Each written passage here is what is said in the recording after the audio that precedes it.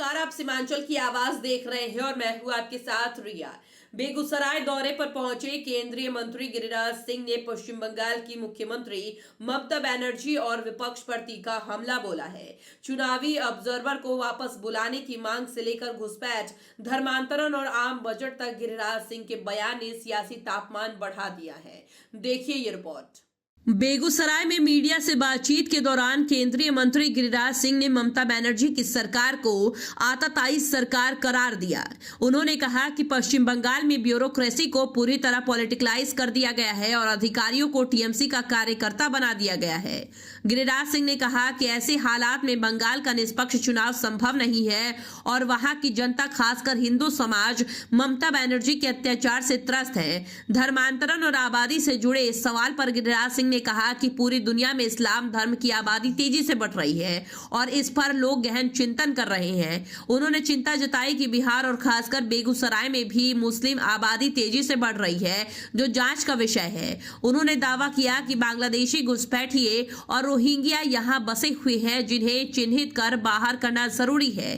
केंद्रीय मंत्री ने देसी मुसलमानों से भी अपील की कि वे विदेशी घुसपैठियों की पहचान में सहयोग करें। उन्होंने कहा कि अररिया और पूर्णिया जैसे इलाकों में देसी और विदेशी मुसलमानों के बीच तनाव की स्थिति है और भविष्य में यह परेशानी और बढ़ सकती है। आगामी आम बजट को लेकर गिरिराज सिंह ने कहा कि यह देश का सौभाग्य है कि प्रधानमंत्री नरेंद्र मोदी के नेतृत्व में नारी सशक्तिकरण को बढ़ावा मिल रहा है। उन्होंने कहा कि वित्त मंत्री निर्मला सीतारमण का 9वीं बार बजट पेश करना ऐतिहासिक है।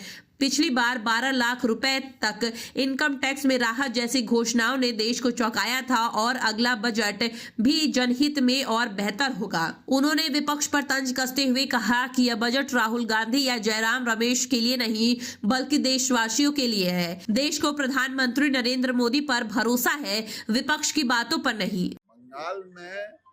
बंगाल की सरकार ने ब्यूरोक्रेट्स को पॉलिटिकलाइज कर दिया, सबको टीएमसी का वर्कर बना दिया और वो बंगाल का चुनाव बंगाल के अधिकारियों के भरोसे संभव नहीं है और बंगाल की जनता ममता बनर्जी के आतताई अत्याचार से तबाह है, खास करके हिंदू। देखिए, ये सर्वे आया है, इस सर्वे पर कई लोग गहन चिंतन कर रहे हैं, लेकिन ये सच है, दुनिया में इस्लाम धर्म की आबादी बढ़ रहा है, लेकिन उससे ज्यादा मैं परेशान हूं, बिहार में और बेगूसराय में आबादी बड़ी तेजी से बढ़ रहा है और ये एक जांच का विषय है।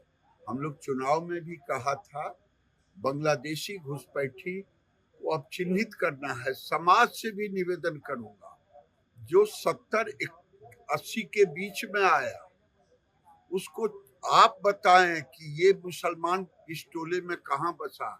अब ये जड़ें इतनी गहरी हो गई है, मुस्लिम समाज बताते नहीं है जो यहाँ के हैं, इसलिए इस पर बांग्लादेशी घुसपैठियों को, रोहिंग्या को निकालने में समाज मदद करे और जो देसी मुसलमान है उनसे भी निवेदन करता हूँ कि अररिया में, पूर्णिया में परेशान है देसी वर्सेस विदेशी मुसलमान। ये कल आपको भी होगा, इसलिए आप बताएं कि कौन लोग हैं और इसको चिन्हित करने में मदद करें।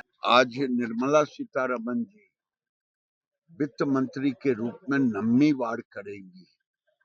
ये हम लोगों के लिए सौभाग्य की बात है और बजट जो लोग उम्मीद नहीं करते थे पिछले बजट में कि 12 लाख रुपए तक इनकम टैक्स माफ होगा, तो ऐसे ऐसे चीजों को हमारी सरकार नरेंद्र मोदी जी के नेतृत्व में घोषणाएं होते रही है। अगला बजट भी जनहित में बेहतरीन होगा, 25 से बेहतरीन 26 होगा। उनको कुछ समझ में नहीं आता है, अगर समझ में आता, देश को समझ में आ रहा है और देश को नरेंद्र मोदी पर भरोसा है। राहुल गांधी और जयराम रमेश के लिए ये बजट नहीं है, देश के लिए। कुल मिलाकर गिरिराज सिंह के बयानों ने बंगाल की राजनीति से लेकर बिहार की जमीनी हकीकत और आने वाले आम बजट तक कई मुद्दों पर सियासी बहस छेड़ दी है। अब देखना होगा कि इन बयानों पर विपक्ष और राज्य सरकारें क्या प्रतिक्रियाएं देती है। सीमांचल की आवाज के लिए धर्मेंद्र कुमार की रिपोर्ट।